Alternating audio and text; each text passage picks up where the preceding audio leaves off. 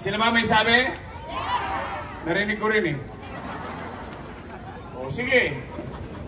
O, pag-usapan natin. Utang. Tingnan natin ha. Ging polisiya ng DILG yung ginawa natin sa Maynila. Yung amo niya eh. Mali daw. O sige. Total, nagbigay naman sila ng 1,000. Payagan na natin, saglit lang. Total, kwentuhan lang to. Kung ako ay mali, edi mali din sila. Bakit? Kasama ko silang gumawa niyan eh. Chihuahua. Nag-cutting ribbon sila ng San Sebastian Residence at Pedro Hill Residence. Nag-cutting ribbon sila. Kasama si Chihuahua. Ang sabi nila, sila daw ang may gawa noon. Nako po, Isko Moreno may matinding buwelta kay Chihuahua. Dito po yan sa District 3 ng Manila. So alamin natin ngayon mensahe ni Isko. Sila ba may sabi? Narinig ko rin eh. O sige. O, pag-usapan natin. Utang. Tingnan natin ha. Nay! Tay! Diyan sa Kodli, mga lolo't lola ko. Dito sa Wawali. Ha?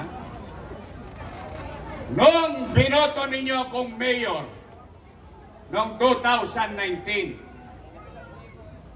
wala kayong narinig sa akin kahit isang beses na sinisi ko yung sinundan kong mayor dahil walang iniwang pera. Wala. Mag-google kayo. Hindi ko sinisi yung nakaraan. Anong ginawa ko? Nag-move on kagad ako. Anong ginawa natin? Nilinis natin ng Maynila. Kinakalawit ko yung mga Tolonges. Nagdidisiplina tayo sa Maynila. Umaangat na tayo. Kinokopya na tayo sa buong bansa. Naging polisiya ng DILG yung ginawa natin sa Maynila. Tayo ang naging modelo. Lumilipad na tayo. Bigla tayo nabangga. Boom! Panis. Ano nangyari? Nagkaroon ng pandemya. Tama mali? Mahulaan ko ba na magkakapandemya? O. Anong masamang epekto ng pandemya? Wasak ang ekonomiya. Walang ekonomiya, walang trabaho. Walang trabaho, walang pizza. Walang pizza, walang chicha. Tama mali? Takot na takot ang mga taga-Maynila. Takot na takot ang taong bayan. Hindi lang sa Maynila, kundi sa buong bansa. Na baka sila'y mamatay sa COVID-19. Baka sila'y mamatay, dilat ang mata dahil nagugutom na. Anong amo niya? Mali daw. O sige, total, nagbigay naman sila ng 1,000. Payagan na natin, saglit lang. Total, kwentuhan lang to. Kung ako ay mali, edi mali din sila. Bakit? Kasama ko silang gumawa niyan eh. Tama ba? Sinong vice mayor ko nun? Sinong majority floor leader nun? Chihuahua. Eh bakit ngayon mali? Eh mali pala. Eh bakit nyo inaprubahan? Mali pala eh. Bakit nyo niretipika? Mali pala eh. Bakit binigyan nyo ako ng authority? Chihuahua. Nag-cutting ribbon sila ng San Sebastian Residence at Pedro Hill Residence. Nag-cutting ribbon sila. Kasama si Chihuahua. Ang sabi nila, sila daw ang may gawa noon ng housing na yon. Wow! Ngayon, sila may gawa. Nung pinambili, yung pinampagawa, inutang ko, ako ang may kasalanan. Wow! Chihuahua. Chihuahua.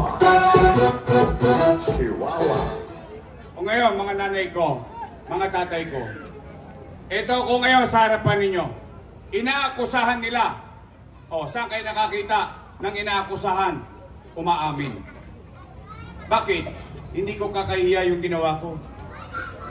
At least, makapaglalakad ako ng mag-isa sa Oroqueta, sa Antipolo, sa Avenida, sa Mansulok ng Maynila. Isa lang ang masasabi ko.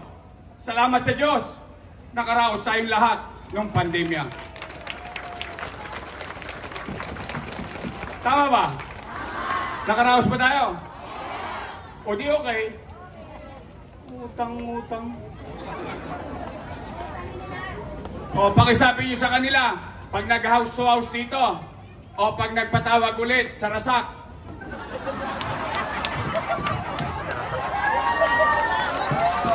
Puntahan nyo, sayang din. Hinihintay pa, batch by batch yan, huwag kang mag-alala. Darating din niya.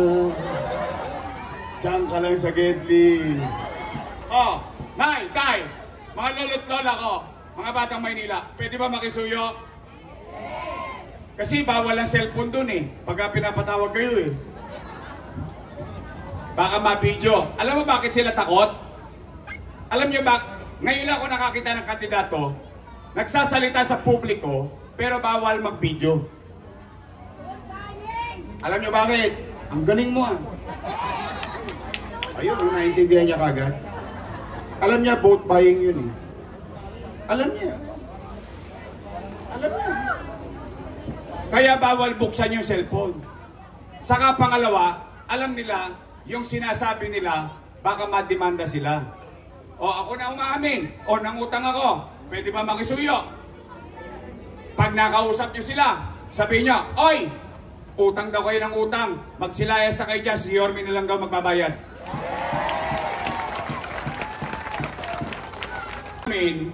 Ano ang ginawa nyo sa amin sa loob ng 3 taon? Nauna pa yung buhok eh. Tapos, mangyari at nasabi ang mga bagay-bagay. Kayo ngayon ang matanong ko, ano, gusto nyo pa ba akong bumalik?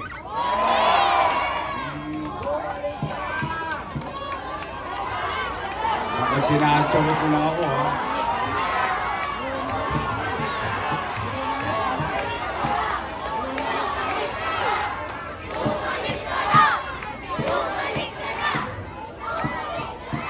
Sigurado kayo? Sige nga. O sige nga, taas nga kamay na gusto akong bumalik. Uy! Talaga? O sige, o ganito. O, babalik na tayo. O teka muna, hindi pa doon nagtatapos yun. Bakit? Yung kinuwento ko, yun yung kwento na may kwenta. Pero yun yung nangyari sa nakaraan. Eh, babalik tayo. Ano naman ang gagawin ko sa kinabukasan? Di ba dapat na marinig niyo yun? Hindi lang sa akin, pati sa kanila, at pati doon kay yan ang tapat at totoo.